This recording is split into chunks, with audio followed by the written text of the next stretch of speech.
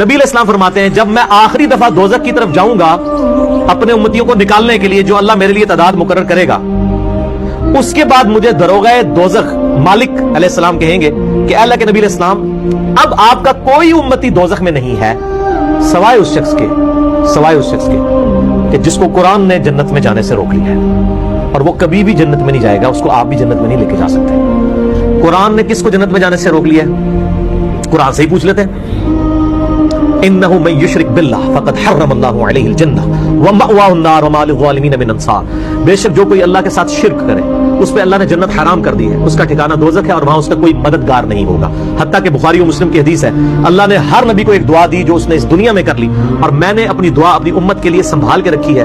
میری اس دعا سے میری ہر امتی کو نفع پہنچے گا قیامت والے دن اس دعائے شفاعت سے، سوائے اس شخص کے کہ جس نے اللہ تعالیٰ کے ساتھ دنیا میں کسی قسم کا شرک کیا۔